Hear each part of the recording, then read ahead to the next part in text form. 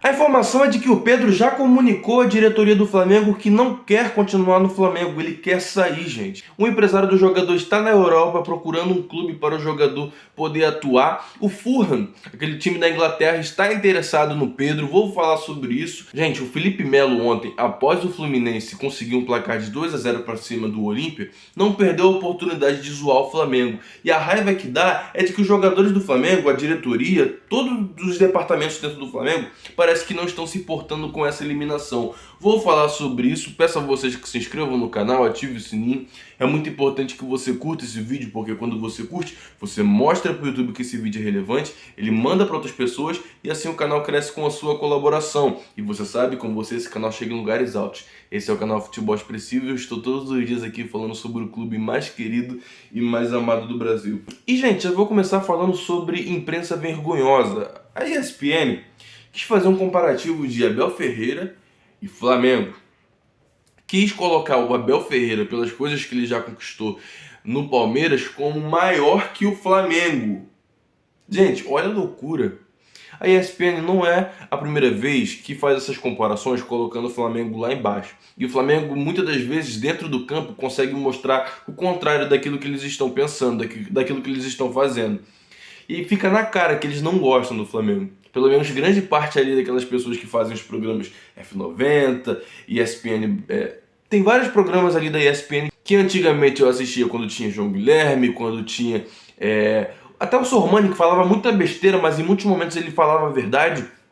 Assistia na época desses caras, quando tinha o Mano também. O Mano trabalhou na ESPN ou era Fox Sports? Gente, tô por fora. Mas esse programa já teve mais credibilidade, mas hoje em dia faz tanta menção, faz tanta comparação inútil, tanta comparação que você vê que, gente, é só para poder tomar o tempo das pessoas. E quiseram colocar o Abel Ferreira aqui e o Flamengo aqui. Olha a sacanagem que fizeram. A gente só observa, a gente não tem nem o que fazer em relação a essas coisas. Assiste quem quer, essa é a realidade. E falando sobre o Fluminense que se classificou ontem, gente, classificou não. No caso, abriu um placar de 2-0 no Maracanã.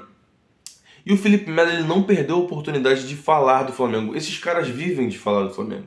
Felipe Melo ele tem uma mágoa muito grande porque quando ele voltou lá de fora da Europa, ele não foi contratado pela diretoria do Flamengo. Não quiseram contratar o Felipe Melo. E ele tem essa mágoa, porque ele queria jogar no Flamengo. Essa é a realidade. E o repórter falou sobre essa vantagem que o Fluminense tinha em relação ao Olímpia, porque o Flamengo também tinha essa vantagem e acabou não conseguindo se classificar. E ele acabou lembrando da vantagem que o Flamengo tinha no Campeonato Carioca, que eles conseguiram virar por 4-0 no segundo jogo. Gente, vou falar uma coisa pra vocês. A raiva que dá, não é nem o Felipe Melo falar essas coisas porque a gente conhece o estilo de jogador que ele é. A raiva que dá é que parece que ninguém no Flamengo tá se importando com essa eliminação. Parece que tá tudo de boa, tá tudo normal. A Arrascaeta indo em programa, ele pode fazer o que ele quiser, tá, gente? A Arrascaeta indo em programa aí da Globo TV fechada, dançando tranquilamente. Ninguém vai parar a sua vida por conta de eliminação nenhuma. Mas em 2020, quando o Flamengo foi eliminado para o Racing, os jogadores se uniram muito mais para conseguir o Campeonato Brasileiro e conseguiram. Mesmo com dificuldade, o Rogério Ceni ali não conseguindo ter um futebol sólido no Flamengo, não conseguindo fazer o Flamengo jogar bem. Conseguiu o Campeonato Brasileiro.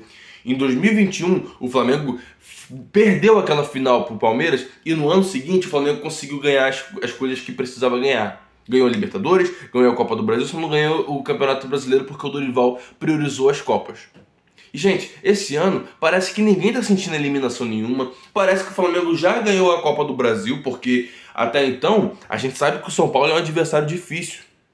Cadê a vontade? Cadê os jogadores se abraçando, fazendo alguma coisa para mostrar para nós, torcedores, que eles estão unidos e que eles estão totalmente incomodados com essa situação deles não estarem na Libertadores, sendo que eles são o atual campeão e a Libertadores esse ano, a final vai ser no Maracanã.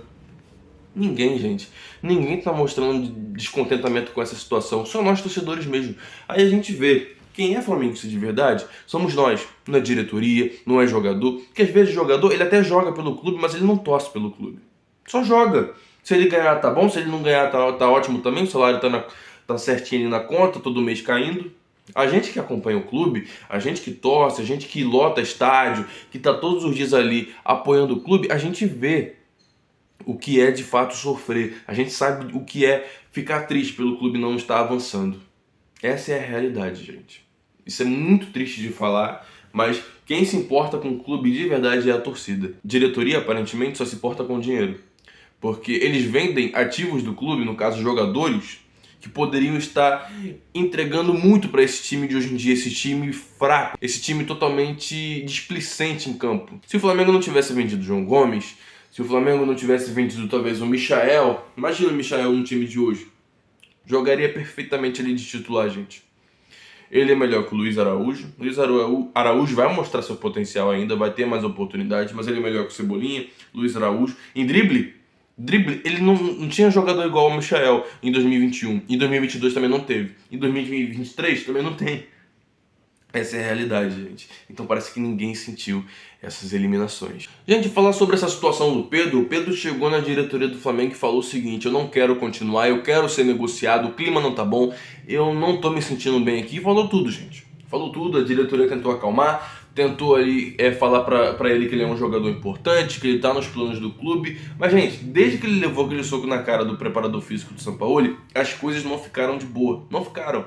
Até porque o Sampaoli é um cara muito ruim de relacionamento. Ele não chegou no Pedro e se desculpou pelo seu preparador físico, não conversou com o Pedro, não uniu o grupo. O que ele fez? Ele olhou pro Pedro e falou: não quero saber do Pedro. Continuou seguindo a vida como se nada tivesse acontecido. E isso irritou muita gente dentro do Flamengo, não só o jogador, gente. A pior coisa num clube é os jogadores mandando e se sentindo dono do clube, derrubando o treinador. Sim, mas quando o treinador não faz a parte dele para se manter ali de boa com os jogadores, tendo a autoridade dele, porque o treinador ele está acima dos jogadores nas escolhas dentro do clube. Então, o treinador ele está acima e ele tem moral para poder tirar o jogador, para botar o jogador no banco. Mas quando você não tem essa moral porque você não busca ali ter um relacionamento profissional com os jogadores, você perde totalmente o respaldo da torcida e o respaldo dos jogadores. A diretoria que segura o Jorge Sampaoli, porque a única opção seria Rogério Ceni. Gente, o Rogério Ceni não é um treinador confiável. Já passou pelo Flamengo, fez um trabalho meia boca, mas foi salvo pelos títulos que ele conseguiu ter com o Flamengo. Se eu não me engano, ele ganhou a Recopa ou a Supercopa e ele ganhou o Campeonato Brasileiro. O Campeonato Carioca, se eu não me engano, ele não ganhou porque na época era o Domenech. Acho que ele veio pro lugar do Domenech na época. Então ele não fez ali, não jogou o Campeonato Carioca. Então, o Flamengo tá nessa situação sem identidade, gente. Sem identidade. Pedro não quer continuar, não vai continuar esse. Talvez ele continue até o final da temporada. Fora isso, não vai continuar no Flamengo. E o John Textor, dono do Botafogo, dono do Lyon, ele tem interesse em dois jogadores do Flamengo, o Pedro e o Vitor Hugo. E ele quer contratar esses dois jogadores para o Lyon, time da França, o time que ele também é dono. Ele tem uma ótima relação com o Rodolfo Landim, tem visto que o Pedro não quer continuar no Flamengo e ele também acha muito interessante o futebol do Vitor Hugo. Então ele pode estar ali fazendo uma proposta por um desses dois jogadores ou pelos dois. Eu venderia o Pedro, gente. De verdade. O jogador não quer continuar. Ele é um jogador que, pra mim, eu acho um jogador muito lento pro futebol de hoje em dia. O futebol de hoje é muito corrido. E vocês acham que todas as equipes que o Pedro for vai jogar por ele? Não vai. Na Fiorentina ele era reserva, sendo que ele saiu daqui jogando muito bem. Não dá, gente. Não dá pra você ter um time ali jogando pra você. Claro que vai ter esquemas táticos que vai favorecer o seu futebol. Mas se você não correr, se você não marcar, se você não ajudar lá na frente também, não adianta. E o Pedro não é esse cara, não tem essa característica. O Gabigol é um cara ineficiente, saiu uma matéria dizendo que o Gabigol é um dos jogadores mais ineficientes do Campeonato Brasileiro. E eu vou falar uma coisa pra vocês, essa matéria não tá mentindo não, é a realidade. O Gabigol, o único diferencial dele é que ele corre o tempo todo, ele se dedica, ele não tá bem tecnicamente, não, ele tá errando mais gols, ele não tá tendo mais a mesma segurança pra bater pênalti, o jogador tá sem segurança, gente, tá sem confiança. Essa é a palavra certa, sem confiança.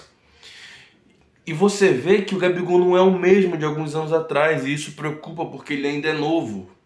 Então realmente não é idade, não é dificuldade para correr ou algo do tipo, é momento ruim mesmo, fase ruim que ele está enfrentando.